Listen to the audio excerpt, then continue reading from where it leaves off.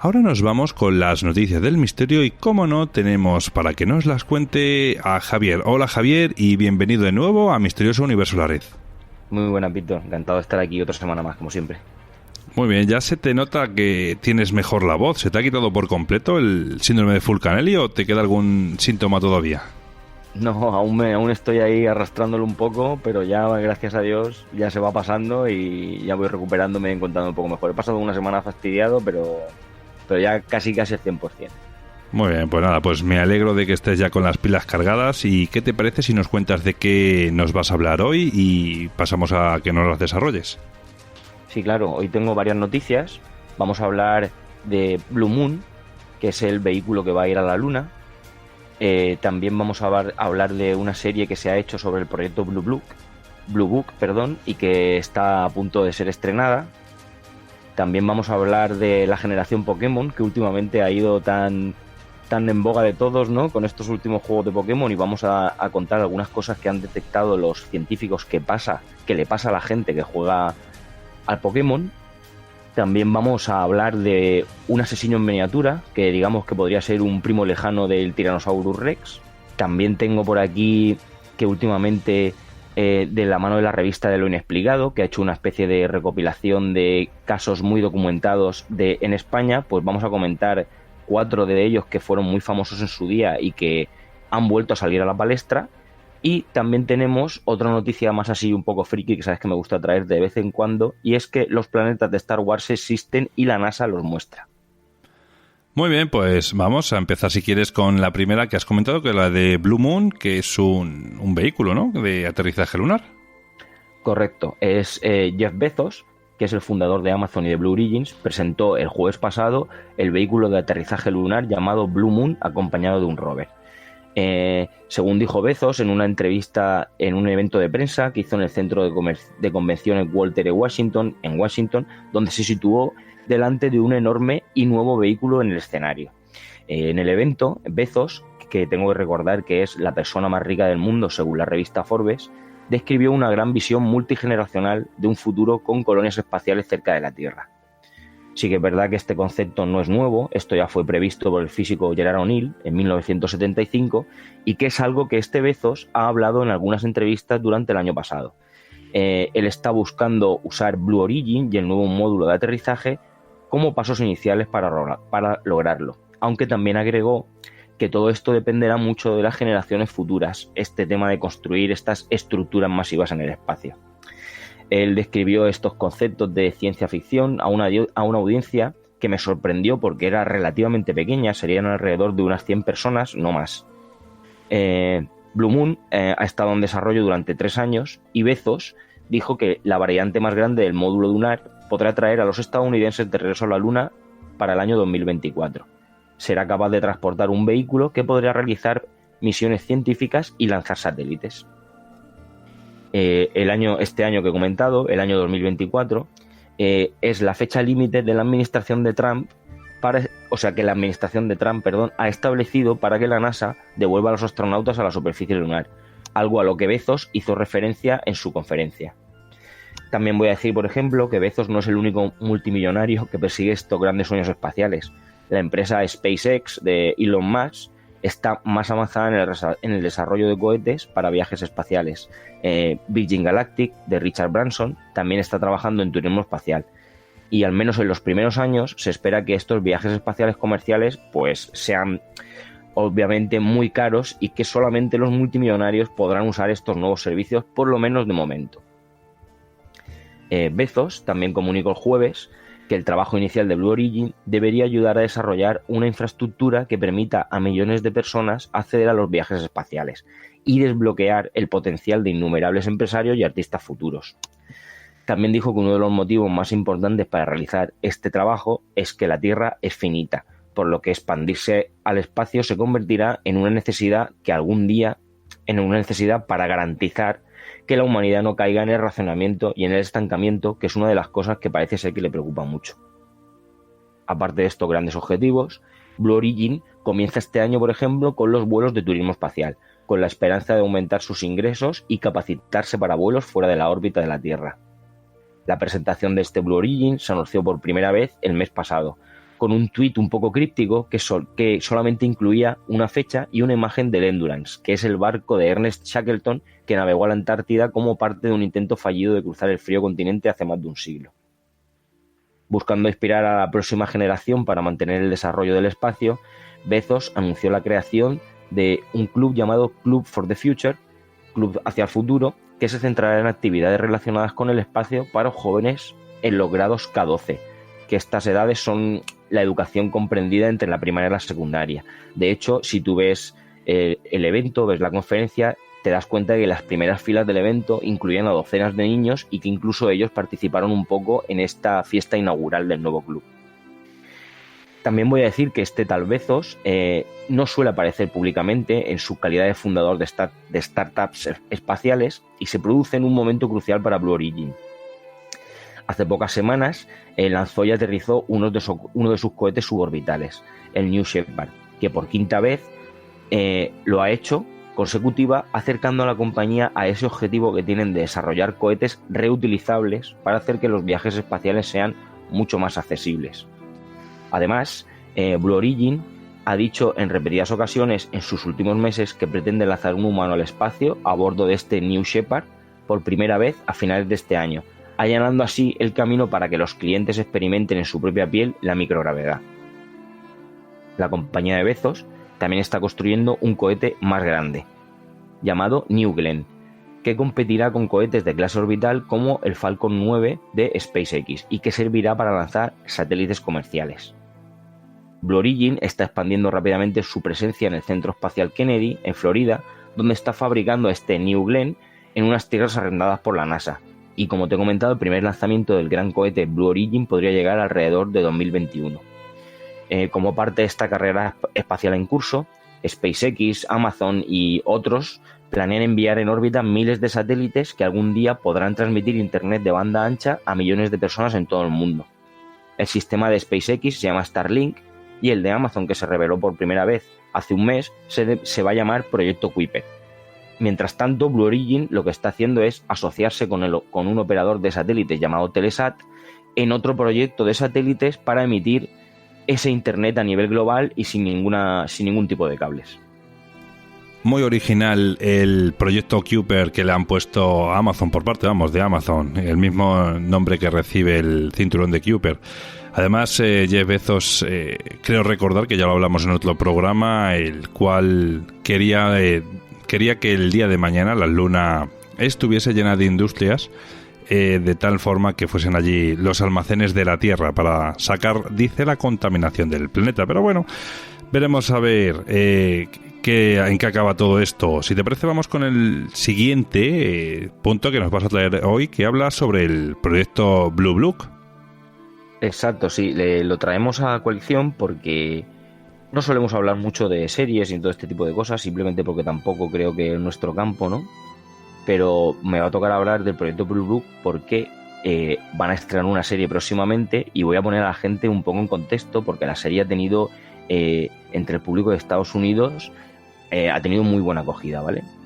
El proyecto Blue Book fue, en 1952, las Fuerzas Aéreas de Estados Unidos pusieron en marcha un programa de estudios sistemáticos de los avistamientos de sus pilotos sobre extrañas luces en el cielo. Pues bien, este proyecto lo denominaron Blue Book, libro azul, y a su cabeza se situaba el capitán Edward Ruppelt y buscó al astrónomo J. Allen Hynek como principal asesor científico. El propósito era identificar a qué se debían aquellos avistamientos, denominados ovnis, y si representaban alguna amenaza para la seguridad nacional. Este sería, por ejemplo, el punto de partida de Proyecto Blue Book, que es una serie de History Channel que el canal TNT va a estrenar en España el 15 de mayo.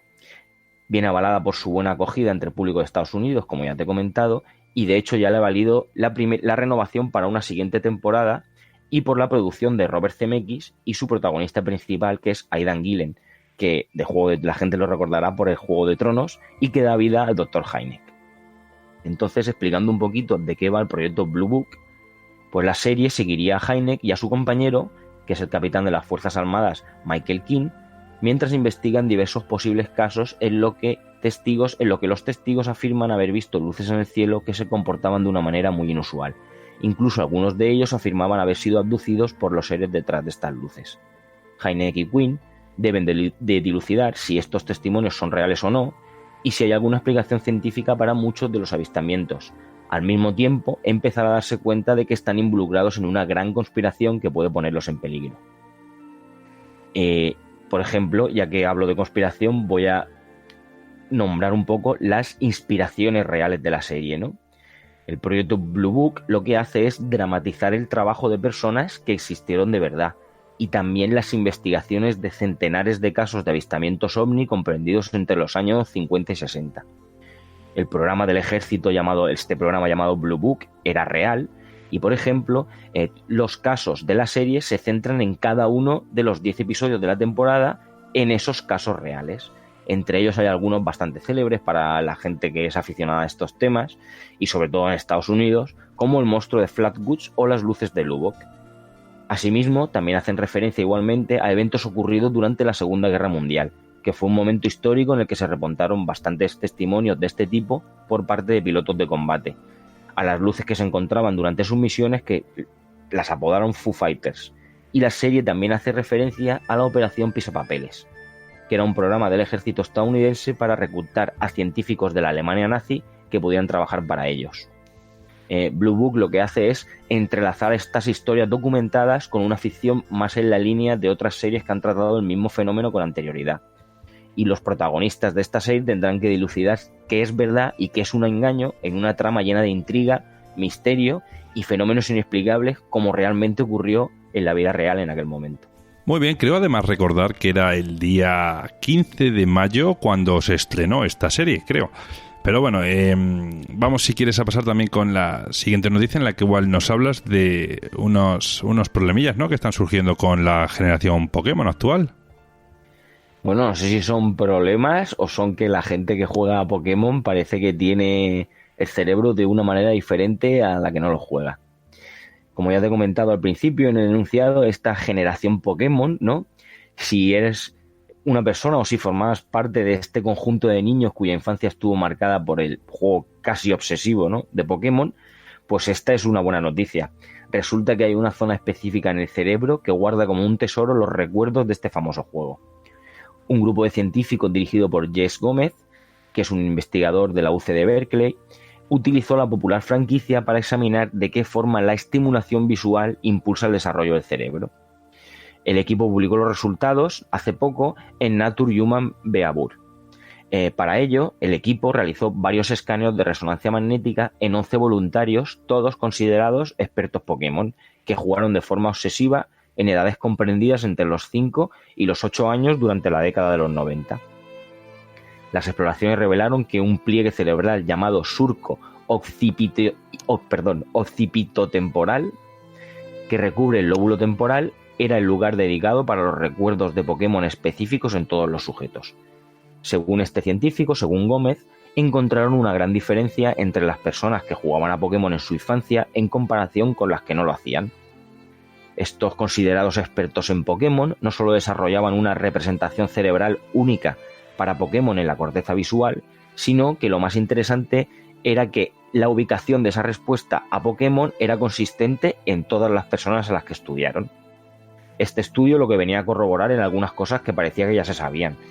Los científicos han establecido que en el pasado los humanos, así como algunos primates, organizaban los estímulos visuales que experimentaban durante la infancia en regiones neurológicas específicas. Por ejemplo, las palabras o las caras se guardaban en diferentes pliegues del cerebro.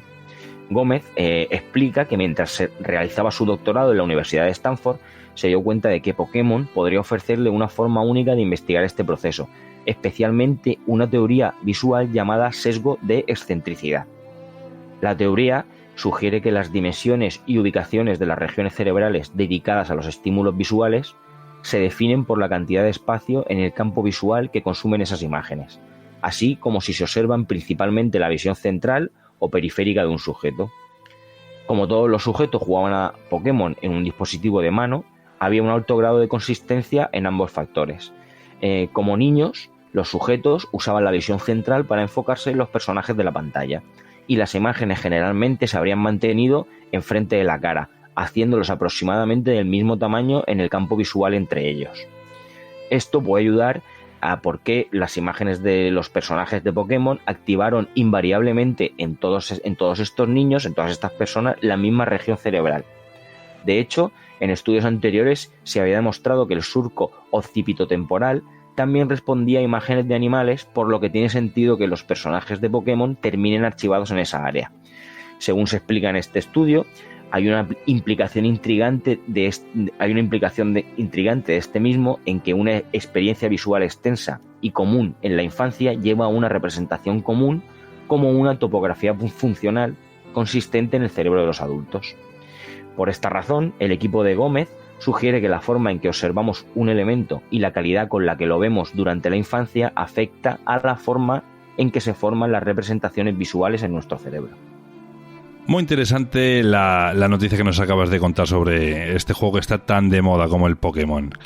Vamos, si quieres, a pasar con la siguiente noticia, en el cual nos hablabas de un pariente lejano del conocido dinosaurio Tyrannosaurus Rex que han descubierto. Cuéntanos, Javier. Pues sí, ya te voy a decir de entrada que lo han denominado un asesino en miniatura y parece que el bicho tenía bastante mala baba, ¿vale? Los paleontólogos han identificado a un familiar desconocido hasta hoy en día del Tyrannosaurus Rex que no medía ni siquiera 1 metro de altura y cuyos huesos se habían encontrado en los años 90. Este descubrimiento está arrojando nueva luz sobre el origen evolutivo de los tiranosaurus, al mismo tiempo que nos permite ver cómo eran esas temibles criaturas antes de que alcanzasen ese tamaño enorme.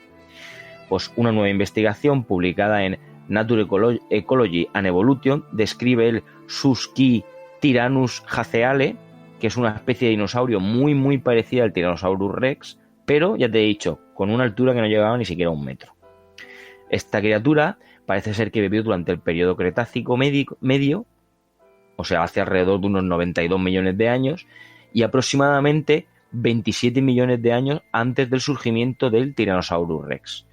Este pequeño amigo nuestro no es un antepasado directo del Tyrannosaurus Rex, pero su descubrimiento llena un vacío crítico en el registro fósil de dinosaurios tiranosáuridos, ya que solo se conocían unas pocas especies de tiranosáuridos entre el Cretácico inferior y el Cretácico superior.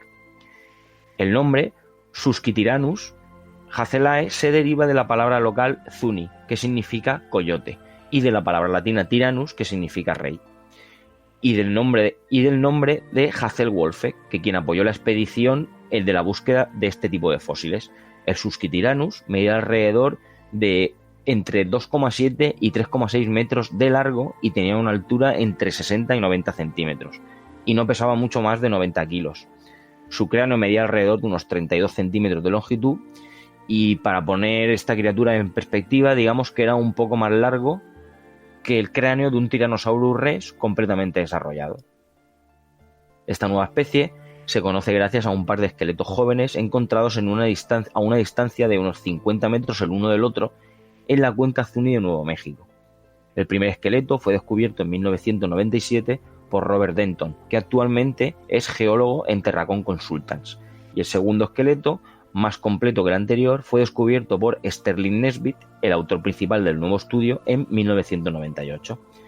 Sorprendentemente, este Sterling Nesbitt era un estudiante de secundaria de 16 años en aquel momento y encontró los huesos mientras participaba en una expedición paleontológica dirigida por Doug Wolf, que era el coautor del nuevo estudio y paleontólogo en el Instituto de Dinosaurios de Zuni. Durante años, los científicos no estaban seguros de con qué estaban tratando. Imaginaban que los restos pertenecían a algún tipo de dromeosaurio, como una especie de velociraptor. Según citaba palabras textuales este tal Nesbitt, no sabíamos que estos fósiles representaban a un tiranosaurio hasta que más de una década después de que fueron descubiertos, y no fue hasta que se descubrieron nuevos tiranosáuridos en China y en América del Norte hasta que se pudieron comparar este espécimen con cualquier otro. De hecho, el descubrimiento conecta a estos tiranosáuridos más antiguos y pequeños de la América del Norte y China con los enormes tiranosáuridos que surgieron durante el Cretácico superior. El Susquityrannus ayuda a restringir el tiempo en que los tiranosáuridos se hicieron más grandes, en algún punto después de aproximadamente estos 92 millones de años, y se convirtieron en los mayores consumidores de carne de aquel momento. En términos generales, estos tiranosáuridos se remontan al Jurásico Médico, alrededor de unos 160 millones de años, pero solo al final del Cretácico se hicieron grandes. Nesbitt dijo que el nuevo dinosaurio llena una importante brecha evolutiva, pero que sería un error llamarlo el eslabón perdido. El Susquitiranos representa una rama lateral de la familia de los tiranosáuridos, pero no es un antepasado directo del T-Rex y otros grandes tiranosaurios. Tenía una serie de características físicas únicas: pies largos, una mordida fuerte y dientes afilados y cerrados, perfectos para un rápido carnívoro como él. Según Nesbitt también, probablemente vivía en un entorno húmedo y pantanoso y se alimentaba de hadrosaurios, anquilosaurios y otra serie de presas. Ambos especímenes tenían todavía gran parte de su esqueleto, pero faltaban algunas partes de sus manos, pies y cráneos. Los científicos no saben si el Susquityrannus tenía los brazos pequeños como el T-Rex o tenía 2 o 3 dedos. El paleontólogo Thomas Carr, de Carthage College, dijo a Gizmodo que en una ventaja adicional del nuevo estudio en el que Susquityrannus está representado por más de un escuálido esqueleto.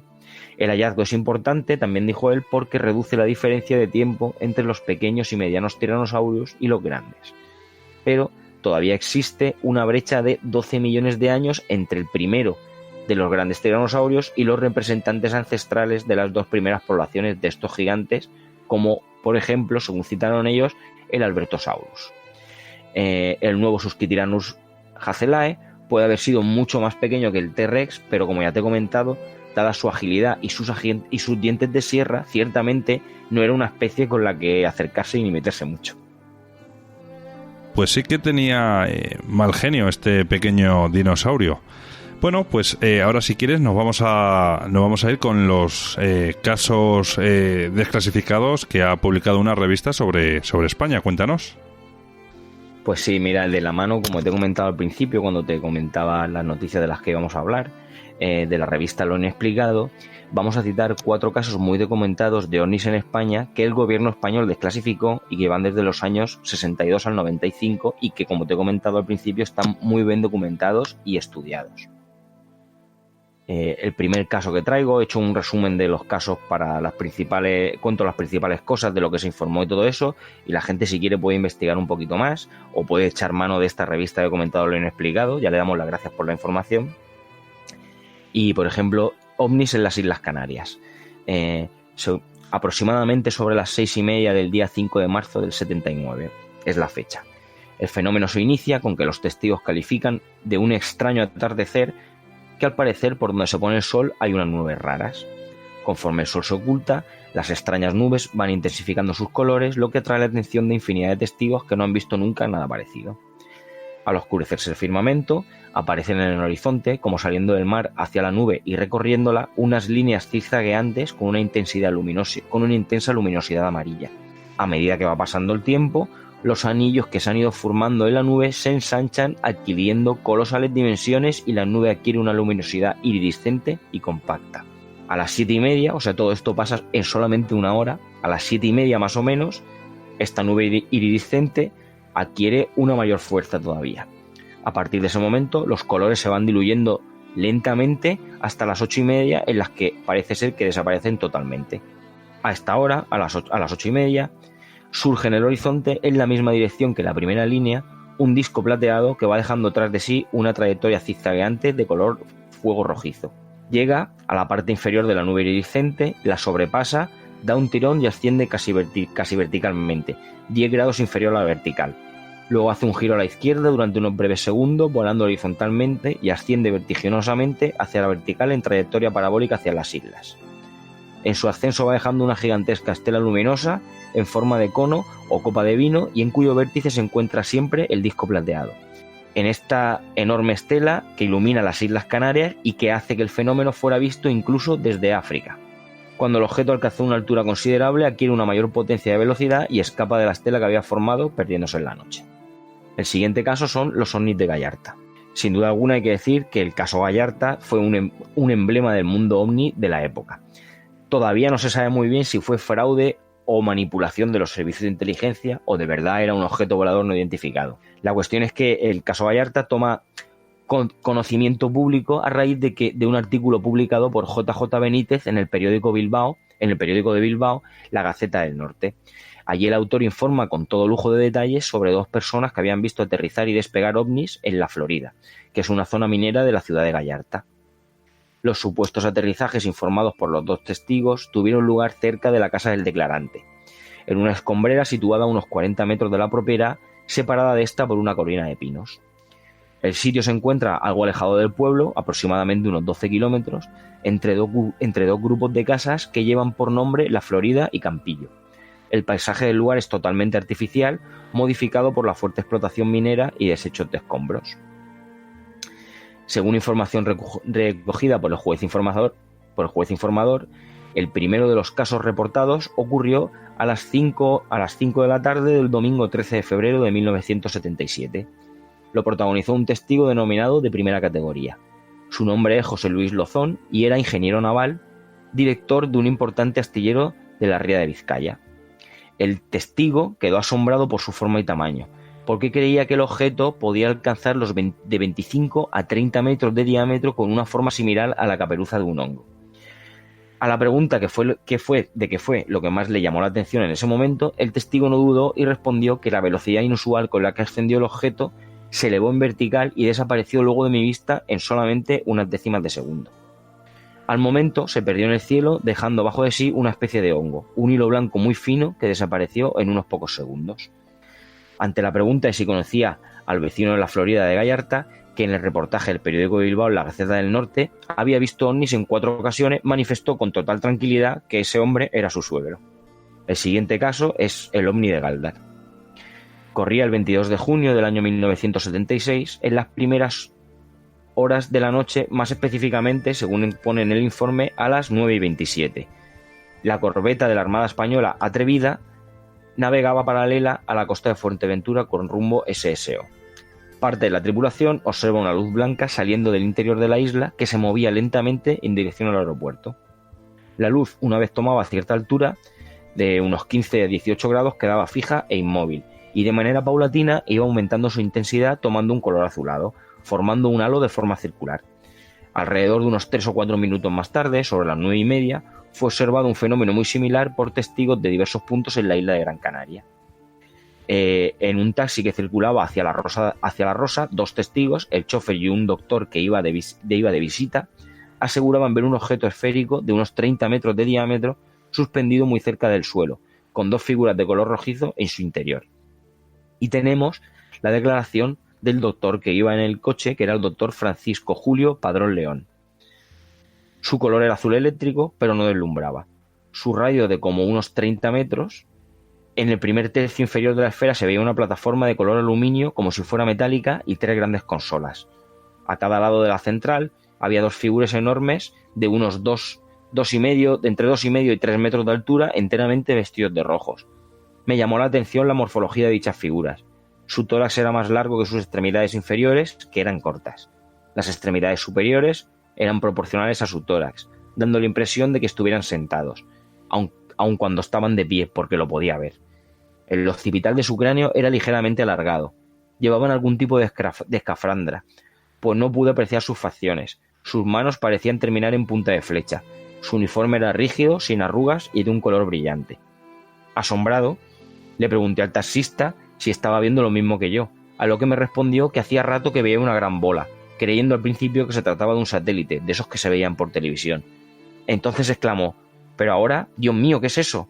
Paramos y nos acercamos más, y le respondí casi con un grito en mi pecho: sigue y tira para la casa. Y por último, el caso que también han sacado otra vez es el famoso caso Manises. El día 11 de noviembre, alrededor de las 22:27, las 10:27, la Torre de Valencia recibe una llamada del SAR de Madrid comunicando que han recibido informes sobre una estación de radio que emite señal en 121.5. La torre no recibe señal alguna, así como los aviones IB-558 e IB-231 y un Laker que despegaba de Alicante. Sin embargo, el piloto del IB-231 manifestó que anteriormente, realizando la línea IB-608 Madrid-Ibiza, sí había detectado la señal, comunicándola al control, el cual le pidió información. Según el SAR, la señal se encontraba a unos 40 kilómetros de Valencia, por lo que ante la posibilidad de que perteneciera a alguna avioneta del Aeroclub de Castellón, se contacta con el guarda del mismo, que confirma que allí todo es normal. A las 22:07, el Control Aéreo de Barcelona contacta con el vuelo JK297 de la compañía TAE, que se dirigía de Palma a Tenerife, requiriéndole si escuchaba en la frecuencia 121.5 alguna señal de emergencia. TAE confirma que oye la señal, pero que es imposible identificarla. La tripulación de este vuelo, del JK297, comunica al control 3 minutos después del primer contacto, alrededor de las 22:05, que tiene a la vista, a sus 10 y a nivel, 2 luces rojas intensas que supone pertenecen a un tráfico convergente con ellos, a una distancia de unas 3 a 5 millas. Llama la atención de la tripulación no observar luz anticolisión en este tráfico que ellos veían. En ese momento, la posición del TAE es alrededor de 15 minutos al sudeste de 15 nm, que es como se dirían los grados, ¿no? Por estas mediciones que manejan los aviones, al sur de Ibiza, y en el ascenso del FL 230 para FL 330, que sería como las altitudes. Pues la tripulación no vio en ningún momento objeto alguno, pero debido a la proximidad de las luces y ante el peligro de colisión con lo que suponían un objeto de gran tamaño, deciden desviar su ruta y aterrizar en Valencia. A las 22:24, y autorizados a proceder a una altura de alrededor de unos 4.000 pies, comunican que han dejado de observar las luces rojas y simultáneamente dejaron de oír la señal que se les colaba por ese TAE, así que aterrizaron a las 22:45.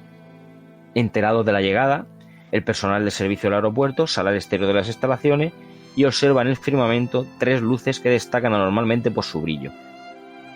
De ellas, una especialmente situada en la dirección este-sureste sobre el puerto de Valencia y a unos 20 grados sobre el horizonte.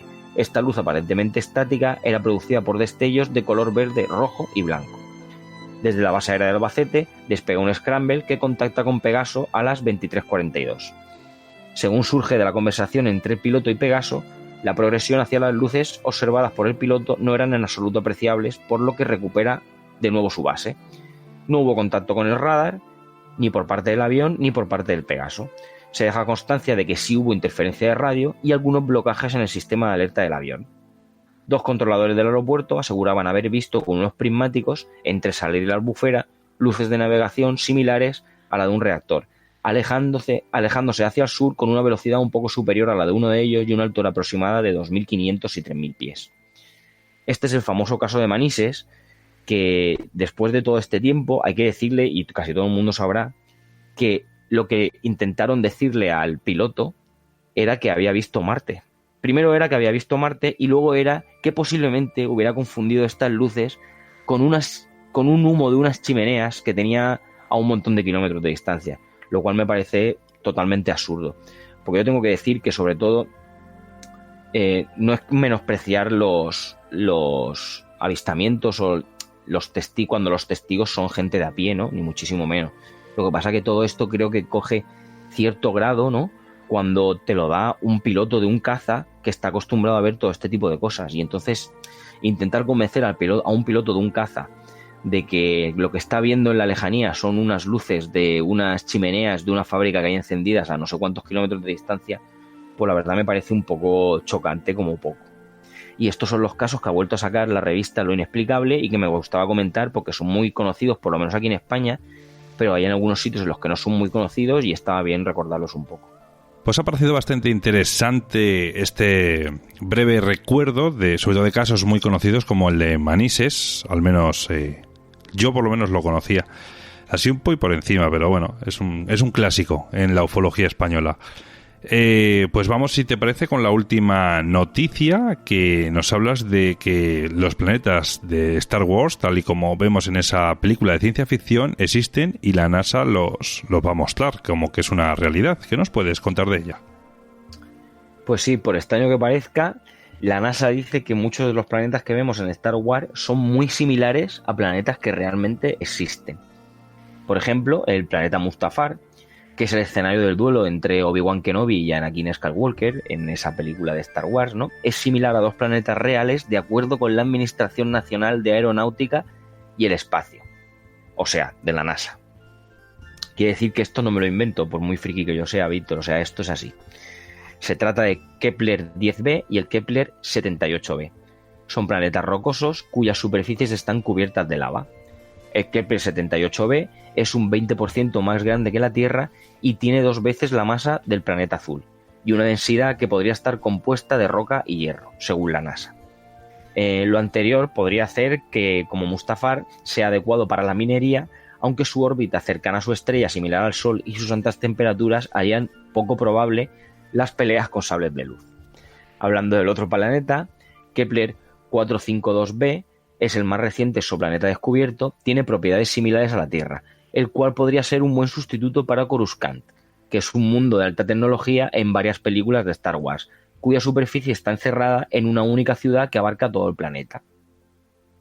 Debido a que Kepler 452b es parte de un sistema estelar 1,5 billones de años más antiguo que el planeta azul, de existir vida humana tendría un adelanto tecnológico de más de 1.000 millones de años, según señala la NASA.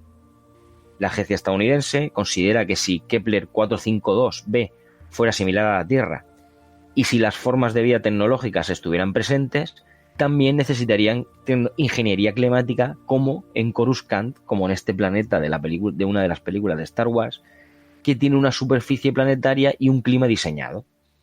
En la saga de ciencia ficción, por ejemplo, otro planeta que vamos a nombrar es Bespin, que es un gigante gaseoso, el cual sirve de refugio para la princesa Leia. Las capas atmosféricas de Bespin tienen una banda de aire respirable. Tatooine es el mundo natal de Luke Skywalker en Star Wars y es un planeta con un desierto que orbita alrededor de 2 soles en la orilla exterior de la galaxia, al igual que el exoplaneta Kepler 16b, ubicado a 200 años luz de la Tierra. Perdóname, Javier, aquí entiendo que no han encontrado ni vainas ni nada como sale en la película, ¿no? Como bien ha dicho el episodio 1. De momento no, yo no descarto nunca nada, pero de momento no. Vale, continúa, por favor. Este exoplaneta último que he nombrado, Kepler 16b, fue el primer planeta extrasolar descubierto en su tipo. También se denomina curvicumbinario, ya que orbita 2 estrellas. La NASA también destaca la información de algunos exoplanetas en el día, cuando sabemos que hace poco fue este día de Star Wars, pues la NASA destacó la información de algunos de estos exoplanetas con una publicación que titulaba 8 planetas de Star Wars en nuestra galaxia. A diferencia de Tatooine, que alberga, según el film de ciencia ficción, tormentas de arena, grupos de bandidos y dragones carnívoros, Kepler 16b es un gigante de gas frío, de casi el tamaño de Saturno. La mitad de las estrellas en nuestra galaxia están acompañadas, como todos sabemos, por otras estrellas, a diferencia de nuestro Sol, que es solitario. Si cada estrella tiene al menos un planeta, esto se traduce en billones de mundos con 2 soles. Hoth, que es el planeta de nieve y hielo rodeado por numerosas lunas, hogar de criaturas como los Wampa que apareció en Star Wars, el episodio 5, más concretamente el Imperio Contraataca, según el sitio oficial del film. Pues en este mundo, que sirvió como base a la Alianza Rebelde, tiene similitudes con una super tierra helada llamada Ogle 2005 BLG 390 LB, localizada a 20.000 años luz de la Tierra, en la constelación de Sagitario, la cual tiene una temperatura de menos 364 grados Fahrenheit. En abril de 2017, los científicos hallaron otro planeta parecido a Hoth, un mundo helado de masa terrestre orbitando en su estrella a la misma distancia que la Tierra del Sol. Sin embargo, su anfitriona es tan débil que la superficie de este último, al cual llamaron Ogle 2016 BLG 1195 LB, es, según la NASA, más fría que Plutón. Tanto la luna del bosque Endor como Takodama, que es el hogar de la cantina favorita de Han Solo, son verdes como nuestra Tierra. No obstante, los astrobiólogos piensan que la vida vegetal en otros mundos podría ser roja, negra o incluso de colores de arcoíris. En febrero de 2017, el telescopio espacial Spitzer descubrió 7 planetas del tamaño de la Tierra en el mismo sistema orbitando la pequeña estrella roja TRAPPIST-1. La luz de una estrella roja, conocida como enana M, es tenue y en el espectro infrarrojo, a diferencia del espectro visible que vemos con nuestro Sol, podría ser la causa de plantas con colores diferentes a lo que estamos acostumbrados a ver. En Star Wars, Endor, también conocido como la luna boscosa de Endor o luna santuario, era un pequeño satélite natural habitable de un gigante gaseoso que era el hogar de los Ewoks. Pues en ese sentido la NASA explica que el satélite natural de Saturno, Encelado, y el de Júpiter, Europa, son mundos oceánicos que podrían sustentar la vida. Kepler 22b es semejante al planeta de camino de la Guerra de las Galaxias, hogar de aquellos clonadores de ojos largos y cuello largo. Se trataría de una supertierra que podría estar cubierta por un océano. La profundidad sería ideal para plataformas oceánicas, como pasa en este planeta en camino, y esto permitiría la construcción de ciudades cubiertas en la superficie del mar, donde estos ejércitos clones hacían sus marchas. Alderaan, que era el planeta natal de la princesa Leia, al igual que los exoplanetas reales, experimentan una destrucción extrema. Bueno, pues Javier, como siempre nos has traído noticias muy variadas. Esta, por ejemplo, la última de Star Wars, bueno, para todos los gustos, al final. Veis que al final la ficción tiene mucho que ver con la realidad.